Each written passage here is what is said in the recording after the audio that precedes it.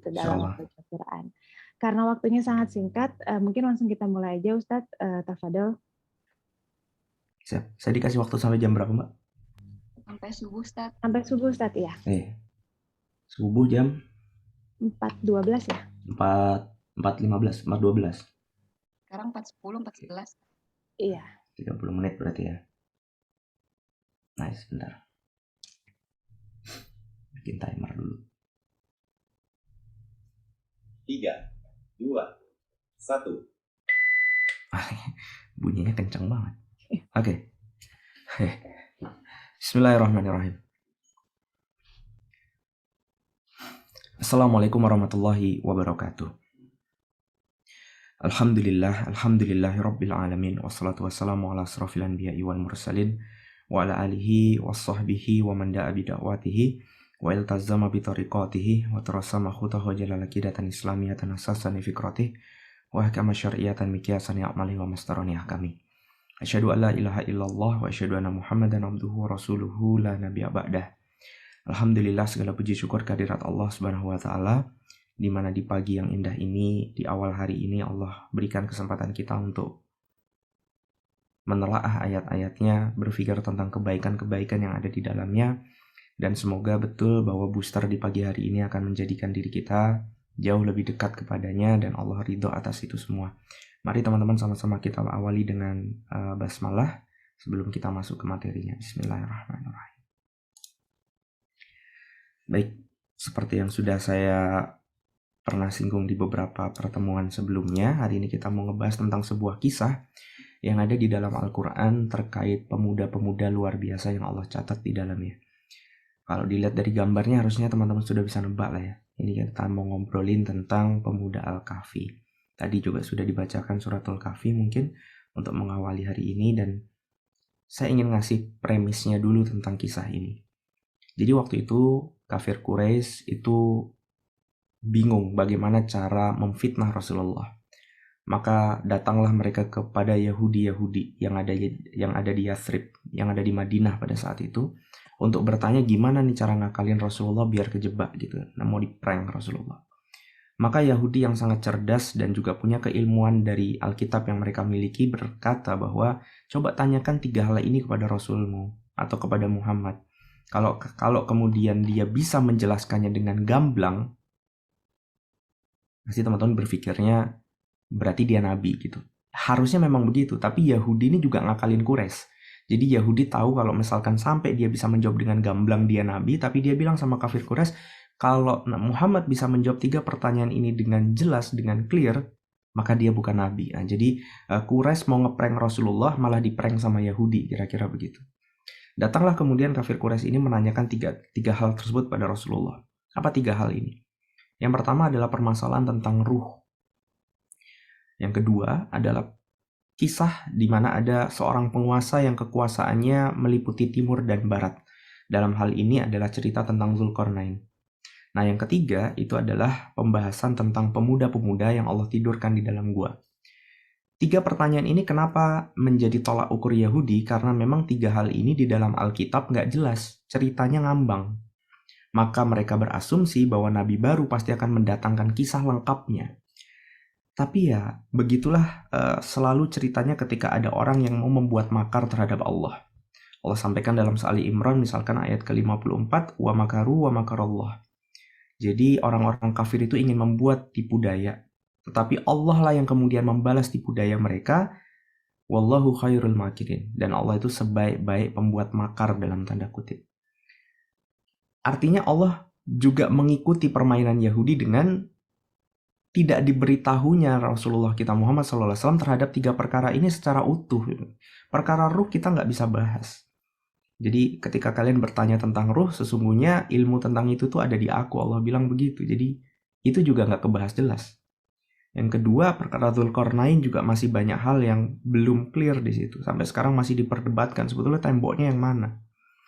Yang ketiga, suratul Kahfi yang mau kita ceritakan ini, yang juga banyak hal yang Allah sembunyikan di dalam kisah-kisah itu. Yang seharusnya membuat kafir Quraisy kan beriman. Tapi ya tetap enggak juga. Makanya memang ngobrol sama orang yang nggak mau terbuka dan nggak mau cari kebenaran tuh emang sia-sia sih. Nah, saya sering bilang kalau kita mau dakwah, yang jauh lebih penting dari menyampaikan materi adalah memastikan orang yang sedang diajak ngobrol ini siap untuk dapat kebenaran. Bukan nyari pembenaran, tapi memang nyari kebenaran. Makanya kalau sampai ada 200, Masya Allah, 202 orang yang hadir di jam 3 pagi buta begini untuk kemudian dapetin booster berupa kisah ini, ya harusnya teman-teman sudah verified sebagai orang yang nyari kebenaran. Karena kalau orang nyari pembenaran karena kayaknya nggak seniat ini gitu. Nah, mari kita mulai, karena waktu saya terbatas, cuma 30 menit. Ini kisah tentang Ashabul Kahfi, di mana kita akan awali obrolan kita dari ayat ke-13. Ketika Allah menceritakan kepada Rasulullah kita Muhammad SAW, Allah katakan, Nahnu nakusu alaika naba'ahum bil haq. Ini beneran aku kisahkan kepadamu kisah yang benar. Artinya, ini Allah ingin menegaskan kepada Rasulullah Muhammad bahwa setelah ini kamu pasti akan dibully. Karena kamu tidak layak cerita tentang ini. Karena ini bukan pengetahuannya orang Arab. Tapi, Nahnu nakusu alaika naba'ahum bil haq. Tapi tenang, aku ceritain ini dengan benar. Kamu pede aja nyampein ke orang kalau ini cerita yang benar. Terus kemudian Allah katakan global kisahnya. Kisah tentang fityah, tentang pemuda-pemuda. Allah katakan innahum fityatun amanu bi rabbihim wa zidnahum huda. Ini adalah kisah tentang para pemuda, itu garis bawah pertama, pemuda. Yang kedua, yang beriman. Garis bawah kedua. Yang ketiga, di mana Allah kemudian beri mereka petunjuk. Ya, jadi dilihat dari 3 hal ini saja sudah istimewa. Yang pertama istimewa karena mereka masih muda, tapi mereka beriman. Kan jarang ya. Biasanya orang tuh kalau udah hampir dekat sama tanah gitu ya, baru kemudian rajin sholat, baru kemudian nyari agama gitu ya. Tapi ini pemuda, dia beriman. Dan yang ketiga, reward daripada Allah ternyata bukan harta kekayaan, tetapi petunjuk. Itu yang jauh lebih mahal daripada apa yang biasa kita minta dalam doa-doa kita. Dan by the way, ini pemuda bukan pemuda biasa, ini pemuda tajir sebetulnya. Pemuda kaya raya di masanya. Di masa kapan pemuda ini hidup? Ini eranya memang panjang, jadi dikisahkan antara Nabi Musa dengan Nabi Isa. Timeline-nya panjang karena nanti kan mereka tidur 300 tahun. Tapi sebelumnya saya mau kasih disclaimer dulu bahwa cerita ini beragam, namanya juga pembahasan sejarah. Jadi mungkin kalau teman-teman ngelihat ada beberapa versi ya dimaklumi saja karena bukan versinya yang penting, tetapi hikmah dan ibroh di dalamnya yang perlu kita petik. Kita masuk ke ceritanya. Dulu di masa Romawi, kepemerintahan Romawi, ketika kemudian Nabi Musa kemudian meninggalkan mereka di tanah yang terjanji untuk dilanjutkan dengan Nabi Daud gitu ya, kemudian ada Nabi Sulaiman. Nah, fase-fase setelah itulah mereka hidup di tengah masyarakat yang pada saat itu sudah mundur meninggalkan ajarannya Nabi Daud dan Sulaiman. Mereka adalah negara yang sangat primitif secara kepemimpinan, jadi teokrasi primitif yang menganggap raja itu titisan Tuhan. Sehingga apapun kata raja adalah kata Tuhan. Maka diktatoris gitu. Mereka menyembah kemudian mitologi-mitologi lama mereka seperti matahari dan seterusnya. Ada dewa namanya Sol Invictus, namanya dewa matahari, lahirnya hari Minggu. Itulah kenapa hari Minggu disebut Sunday. Gitu. Dan mereka menyembah mereka setiap hari Minggu. Kok mirip sama agama yang itu? Ya Allahu alam, nanti di tracking aja ceritanya. Jadi hari Minggu tuh Sunday, hari Senin itu dewa bulan, Moon Day. Tuesday itu dewa Tiu, dewa perang. Kemudian Wednesday dewa petir, Odin. Di bawah Odin punya anak Thor, Thursday. Itu temannya Iron Man sama Hulk. Setelah itu ada Frigga. Frigga itu Friday, ibunya Thor. Kemudian ada Saturday itu dewa pertanian kalau nggak salah. Nah itulah dewa-dewa yang kemudian menjadi sesembahan-sesembahan mereka. Ini ada satu raja di sebuah masa namanya Dicyanus. Ada yang bilang Dagnius, istilahnya belakangnya Yus lah, saya nggak tahu pastinya yang mana. Membuat sebuah perayaan penyembahan berhala.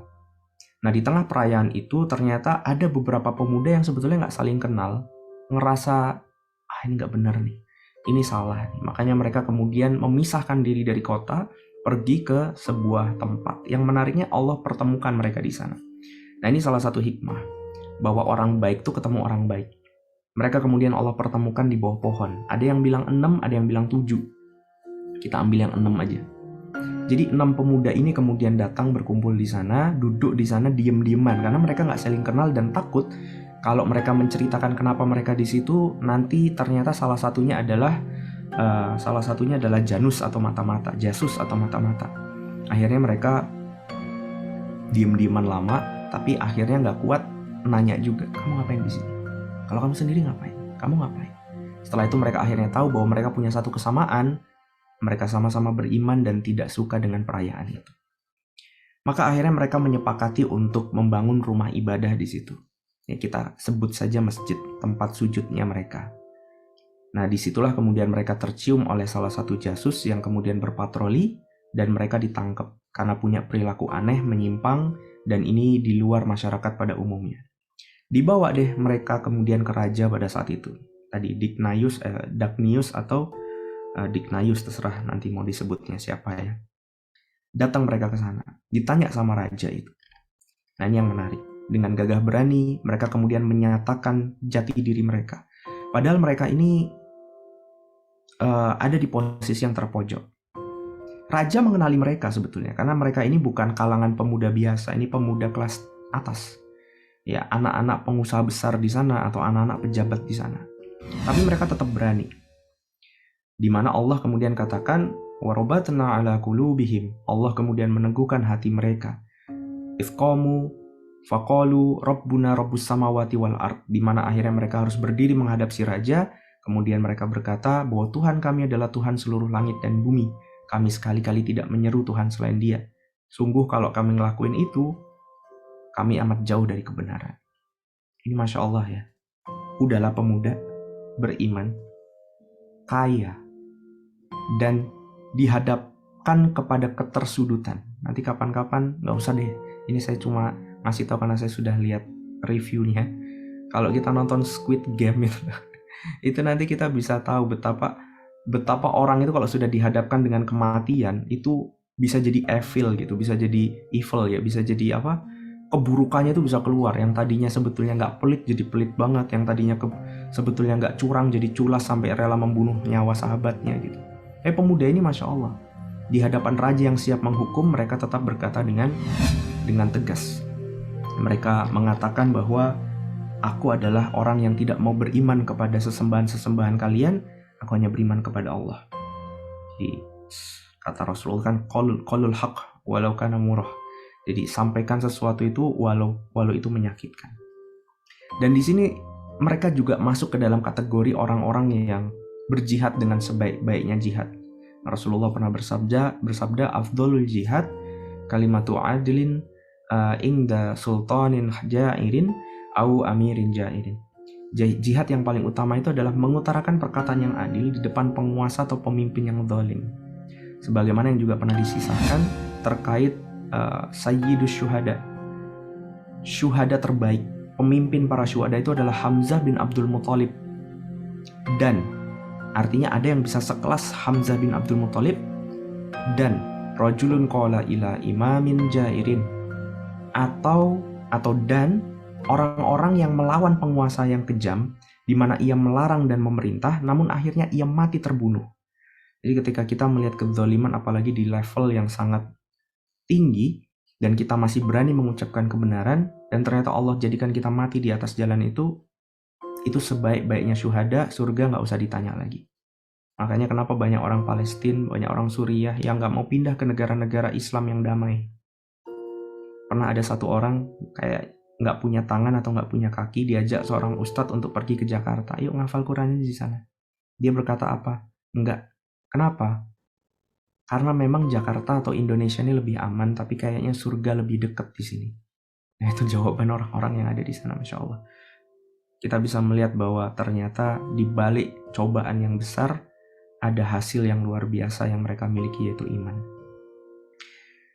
Akhirnya karena ini pemuda nggak biasa, levelnya tinggi, mereka nggak langsung dibunuh, mereka dikasih waktu 3 hari untuk mikir. Dan kesempatan 3 hari ini mereka pakai untuk lari. Mereka kabur dari tahanan dan mereka berdoa kepada Allah untuk diberikan petunjuk. Nah, ini menarik. Mereka berdoa. Jadi ingatlah tatkala para pemuda itu mencari tempat berlindung di dalam gua, lalu mereka berdoa. Ini doanya sangat masyhur, Allah kemudian tulis di dalam Al-Kahfi ayat yang ke-10, Allah kemudian sampaikan yang dimaktubkan di dalam Al-Quran itu, Rabbana atina min ladunka rahmatan wa hayyi' lana min amrina rasyada. Wahai Tuhan kami, berikanlah rahmat kepada kami dari sisimu dan sempurnakanlah bagi kami petunjuk yang lurus dalam urusan ini. Ini doanya keren, kenapa? Satu, nggak maksa. Jadi mereka hanya berharap terkait petunjuk itu terserah Engkau yang Maha Tahu. Yang penting Engkau merahmati kami. Ini Masya Allah ya, doa-doa para nabi itu juga demikian. Doa yang bukan spesifik dan doa yang tidak berkutat pada urusan dunia. Mereka nggak minta tetap hidup, mereka nggak minta kemudian dilarikan ke negara yang aman, mereka cuma minta petunjuk. Dan yang penting di atas petunjuk itu ada rahmat Allah Subhanahu wa Ta'ala. Maka rahmat Allah hadir dalam pengabulannya, di mana akhirnya mereka menemukan sebuah gua yang istimewa. Istimewanya di mana nanti kita cerita, tapi yang jelas dikisahkan ketika mereka masuk ke dalam gua ini, mereka sebetulnya dikejar oleh tentara-tentara kerajaan. Tapi Allah kemudian hadirkan rasa takut kepada tentara ini untuk masuk ke dalam gua. Maka alih-alih kemudian mereka masuk dan mencari si para pemuda, akhirnya orang-orang ini, tentara-tentara ini justru malah menutupi pintu gua, sehingga akhirnya orang-orang ini menjadi isolated di dalam gua itu, pemuda-pemuda tadi.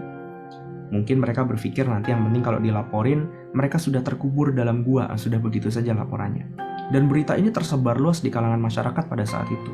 Mereka mendengar kisah 6 atau 7 pemuda, karena nanti dikisahkan ketika 6 orang ini kemudian lari, di tengah jalan ketemu satu pemuda bawa anjing. Nah jadi totally kalau dalam satu jenis riwayat, itu 7 pemuda plus 1 anjing. Itu cerita yang sangat masyhur di kalangan mereka pada saat itu, bahwa ada pemuda 7 itu kekubur dalam gua. Dah begitu doang yang mereka tahu. Lalu kemudian kisah berlanjut. Ketika Allah fadharabna ala adhanihim, tutup telinga mereka beberapa tahun dalam gua. Fadharabna itu dari kata doroba itu sebetulnya artinya memukul. Tapi yang dimaksud dengan fadharabna ala adhanihim karena berkaitan dengan kuping, Allah tutup kuping mereka 100% nggak dengar apa-apa. Dan ini menjadi salah satu indikasi kalau teman-teman pengen tahu kalian tidur apa enggak. Kalian pernah tidur ayam ya? Ngantuk-ngantuk. Biasanya kalau cowok pas Jumatan. Itu kalau kita tidur masih dengar suara ngaung-ngaung gitu ya, masih menggaung-gaung gitu ya. Terus kita bisa tersadar lagi, itu belum tidur. Tidur yang beneran tidur tuh kalau kita udah nggak dengar apa-apa. Dan Allah buat mereka tidur di dalam gua, sementara anjing mereka kemudian menjaga mereka di depan pintu gua dengan menjulurkan kakinya gitu kan ya.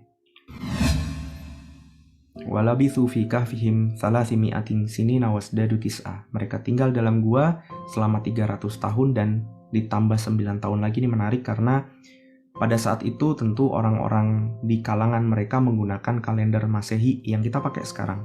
Sementara sebetulnya kita di Islam punya kalender Hijriah ya. Yang bedanya kalau di total dalam kurun 300 tahun tuh 9 tahun. Ya, artinya ini mau disebut 300 tahun betul, disebut 309 tahun betul, tergantung kita mau pakai Komariah atau Samsiah kalendernya. Nah, ini yang kemudian disampaikan dalam sebuah ayat yang tidak mungkin Rasulullah sampaikan secara naluri atau pemikiran beliau, karena bahkan kalender Hijriah saja belum ditetapkan starting point-nya kan. Kalender Hijriah baru mulai di masa Umar bin Khattab jadi khalifah. Jadi inilah salah satu yang kita bisa yakini Rasulullah pasti nabi. Terus ceritanya udah 18 menit, kurang 12 menit. Akhirnya Allah kemudian tidurkan mereka di dalam gua yang istimewa tadi saya bilang. Kenapa istimewa? Karena gua ini kemudian adalah gua yang Allah cukupkan cahayanya. Dan ini menjadi salah satu parameter kenapa mereka bisa bertahan 300 tahun gak jadi tulang belulang.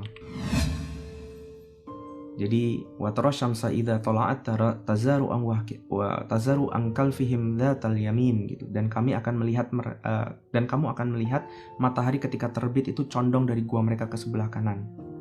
Wa idza gharabat taqriduhum dzatas shimal.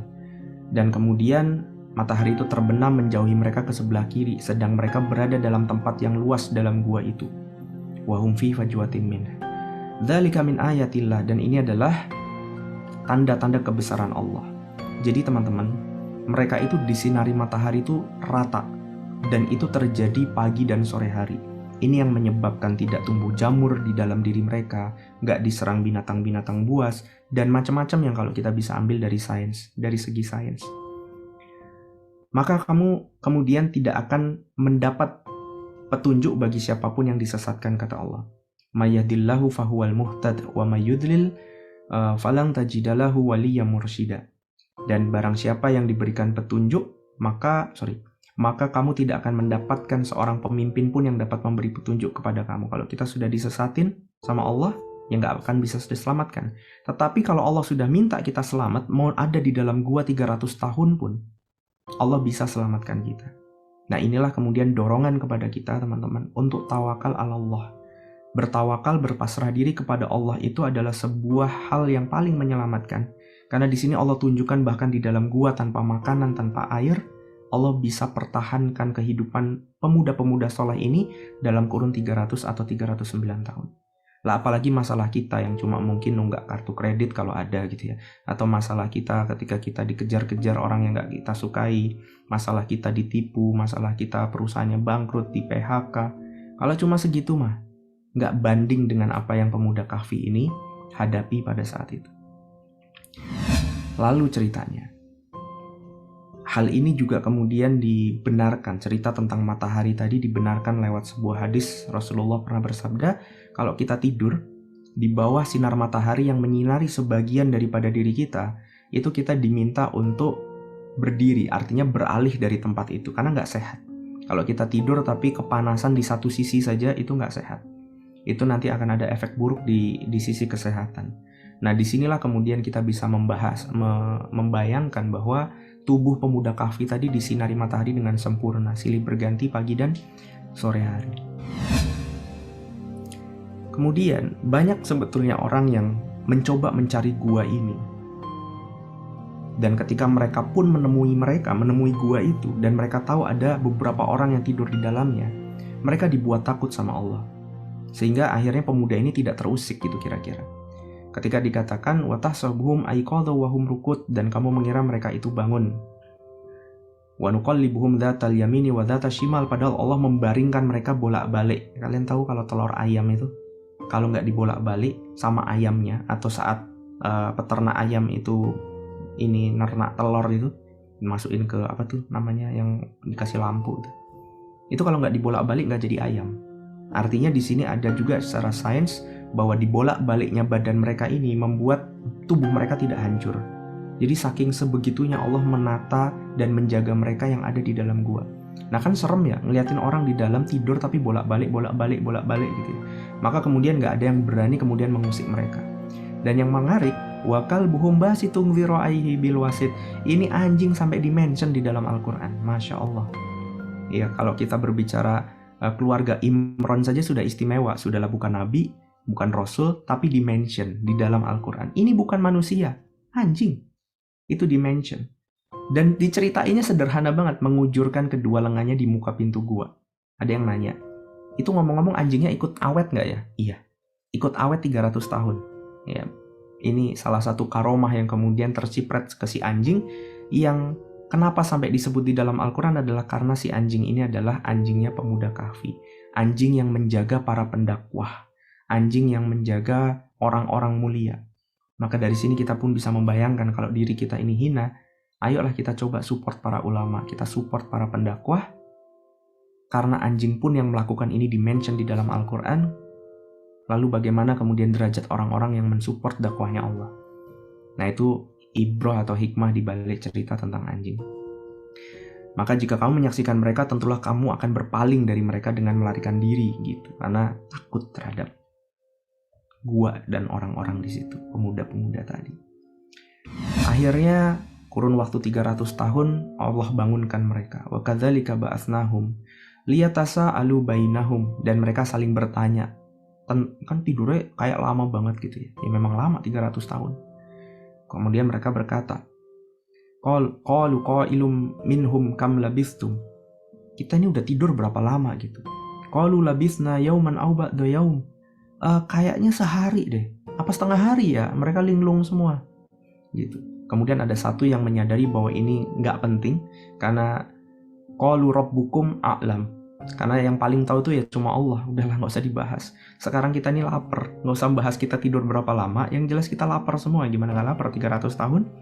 Maka kemudian mereka meminta ahadakum biwarikikum hadhihi ilal Madinah. Salah satu di antara mereka untuk pergi ke kota.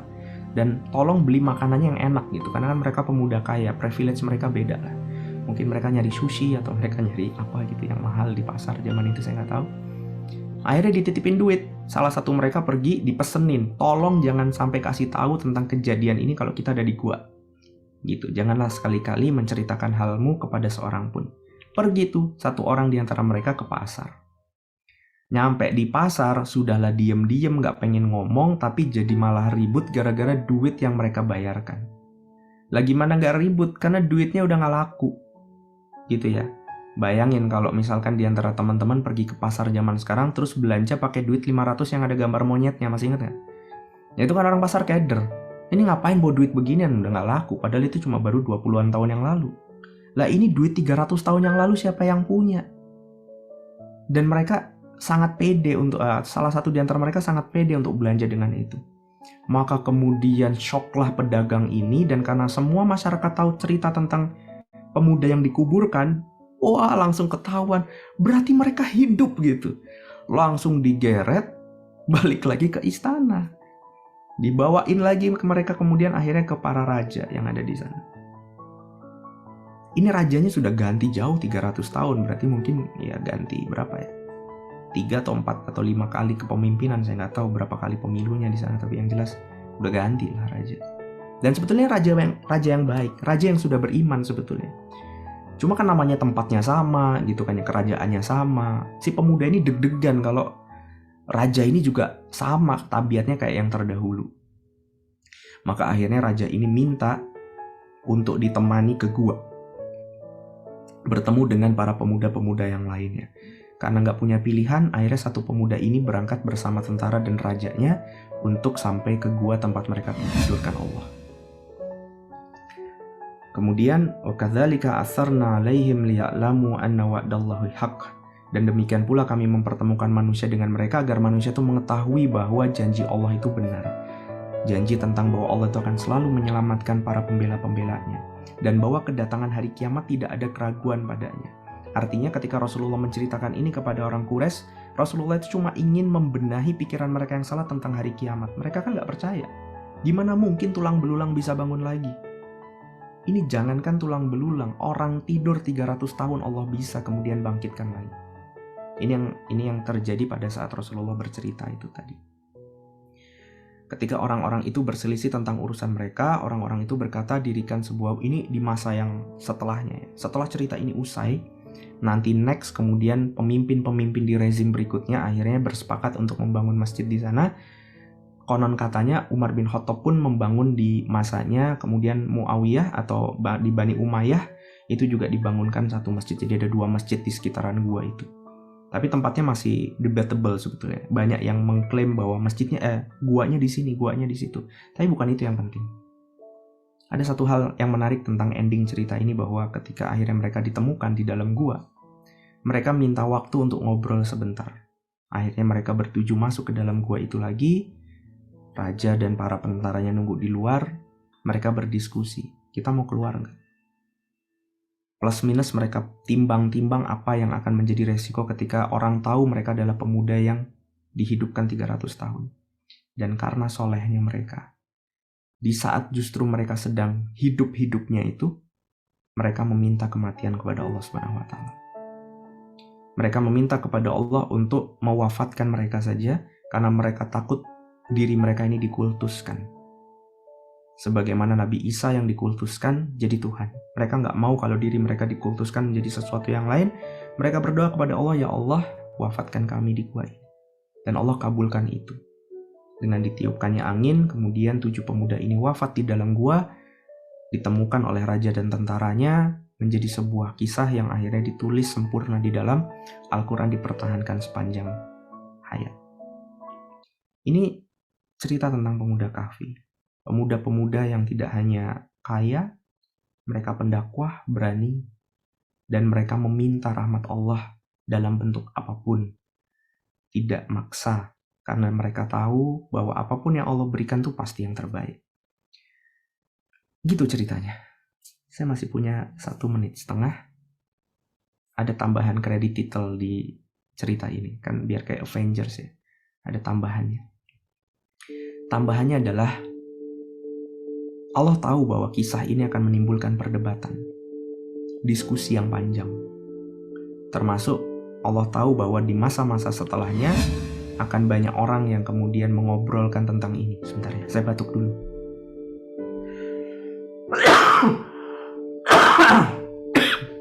Akhirnya batuk juga.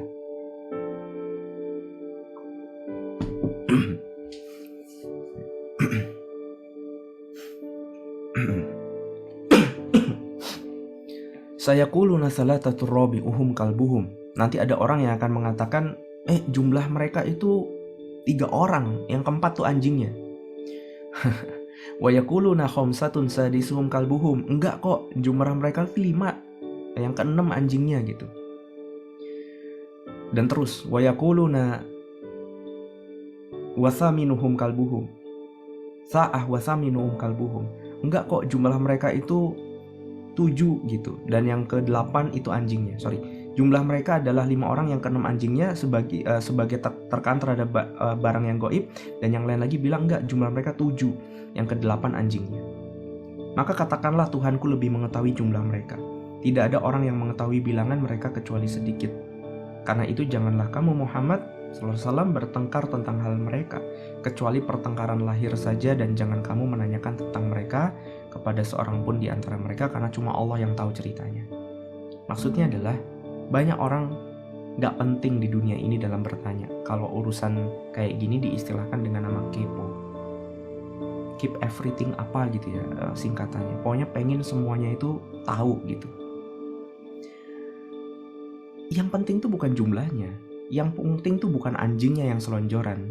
Yang penting itu adalah hikmah di balik apa yang kita kisahkan. Apa hikmahnya? Tadi sudah banyak saya sebut.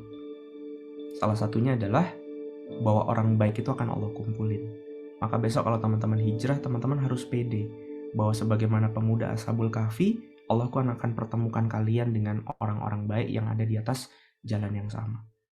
Yang berikutnya adalah cerita tentang keberanian mereka untuk mengatakan yang benar. Cerita berikutnya adalah tidak terikatnya mereka dengan dunia padahal mereka pemuda yang kaya raya. Hikmah berikutnya cerita tentang pertolongan Allah yang min haitsu la yahtasib terhadap orang-orang yang mensupport agama Allah. Bisa tidur 300 tahun gak kenapa-kenapa. Cerita berikutnya adalah niat mereka untuk menjaga akidah umat dengan justru meminta Allah mewafatkan mereka. Itu yang harusnya dibahas. Itu yang seharusnya menjadi buah petik dari cerita ini, sehingga kita pun bisa mengikuti beberapa hal dari yang baik atas cerita ini. Bukan masalah teknisnya, kecuali yang memang Allah sudah sampaikan secara lahir dalam kitab Allah yaitu Al-Quran. Di luar daripada itu gak usah dibahas. Yang dibahas yang penting-penting aja. Banyak hari ini orang mencari pembenaran tapi gak cari kebenaran. Coba buktikan kalau begini, coba buktikan kalau begitu. Saya kadang berpikir ketika ada orang dalam tanda kutip menentang agama Islam atau menentang semua agama, let's say dia ateis, dia punya apa sih setelah mati? Kadang saya bingung. Satu hal yang pasti dari hidup kita ini kan mati. Mau Tuhan ada, mau Tuhan gak ada, mau kita yakin ada azab kubur, mau kita yakin surga neraka, mau enggak sekalipun, faktanya semua orang mati. Apa sih yang membuat mereka pede sehingga mereka bisa menapaki kematian tanpa ada ilmu di atasnya? Itu yang kadang-kadang saya suka nanya sama orang yang keminter dalam bertanya. Bertanya bukan untuk cari kebenaran, tapi untuk ngetes ustadznya. Bertanya bukan nyari kebenaran, tapi untuk cuma membenarkan dalil yang mereka sudah bawa dari rumah. Nah, itu yang sebetulnya harus kita hindari, dan itu yang Allah minta, salah satunya dalam kisah Ashabul Kahfi. Wallahu a'lam bishawab, teman-teman. Itu yang bisa saya sampaikan, kurang lebihnya mohon maaf. Wabillahi taufiq wal hidayah. Semoga ada manfaatnya. Assalamualaikum warahmatullahi wabarakatuh. Waalaikumsalam warahmatullahi wabarakatuh. Masya Allah, jadi semangat banget Ustadz Wimar untuk terus semoga Allah takdirkan kita menjadi pemuda-pemuda yang terus beriman, pemuda-pemuda yang terus yang Allah banggakan, apalagi Rasulullah banggakan nantinya. Amin ya rabbal alamin. Jazakallah khair Mas Wimar. Mudah-mudahan juga sekeluarga bisa terus sehat, terus Allah berikan keberkahan dalam kami pastinya dari tim Charging senang banget hari ini hampir 2 kali lipat nih partisipannya, Masya Allah. Mudah-mudahan ini bukan hanya di booster aja, teman-teman yang hadir hari ini mudah-mudahan bisa hadir juga di besok dan seterusnya ya. Mudah-mudahan Allah rezekikan kita bisa istiqomah terus. Mohon doanya juga Ustadz untuk kita mudah-mudahan bisa terus istiqomah dalam ketaatan. Ini udah volume 8 artinya sudah hampir 2 tahun kita bersama. Mudah-mudahan Ustadz juga nggak bosan-bosannya kasih kita booster di Charging volume 8 ini. Boleh diberikan doa kali ya penutup. Baik, kita coba tutup dengan doa, kita mohon kepada Allah, dan saya juga ucapin terima kasih banyak teman-teman sebagai satu-satunya kajian yang undang saya jam 3 pagi gitu ya. Saya jadi ke recharge juga sebetulnya untuk bangun lagi tengah malam, tahajudan bareng. Jadi alhamdulillah wasilahnya adalah salah satunya ya acara ini. Semoga Allah istiqomahkan kita untuk senantiasa melek di malam-malam harinya, di mana detik-detik semacam inilah Allah turun untuk menunggu doa-doa kita. Ya Allah dengerin kita tuh setiap saat memang, tapi di momen-momen seperti ini akan jauh lebih mudah. Teman-teman bisa bayangin, kita jam 3 pagi bangun, kita tahu tetangga kita tidur semua, kita nggak dengar apa-apa, maka sholat akan jauh lebih mudah khusyuk, pikiran jadi jauh lebih jernih dibandingkan kita harus sholat atau berdoa di waktu siang atau waktu sore yang sudah penuh dengan kebisingan dunia. Mari kita awali dengan istighfar. Astaghfirullahaladzim, astaghfirullahaladzim, astaghfirullahaladzim, alladzi la ilaha illa huwal hayyul qayyum wa atubu ilaih. Allahumma salli wa sallim wa barik ala sayyidina Muhammad wa ala alihi walhamdulillahi rabbil alamin. Hamdan syakirin, hamdan na'imin, hamdan yu'afi ni'amahu wa yukafi mazidah. Ya Rabbana lakal hamdu kama yanbaghi li jalalika wa 'azimi sultanik. Ya Rabbana dhalamna anfusana wa illam taghfir lana wa tarhamna lanakunanna minal khasirin. Ya Allah, sungguh kalau Engkau tidak ampuni kami, maka kami orang-orang yang merugi. Maka ampunilah segala salah kami, lupa kami, alfa kami, kebodohan kami, keberanian kami dalam bermaksiat di hadapan-Mu ya Allah. Terang-terangan kami melakukannya, sementara kami tahu itu salah, sementara kami tahu Engkau melihatnya, sementara kami tahu Engkau mendengar apapun yang salah dari mulut ini. Maka jadikan kami adalah hamba-hamba-Mu yang amanah dalam menjalankan semua titipan tangan, kaki, mata, telinga, hati, pikiran. Mampukan kami untuk memimpin ini semua ke arah kebaikan ya Rabb. Duhai ya Rabbana, hari ini kami diingatkan kembali atas kisah pemuda-pemuda-Mu yang luar biasa. Maka dekatkan kami dengan kebaikan-kebaikan mereka. Jadikan diri kami semacam mereka yang Engkau tolong min haitsu la yahtasib, dari arah yang tidak disangka, tanpa hisab, tanpa ada hitungan di sana. Kau tolong mereka dengan pertolongan-Mu yang terbaik.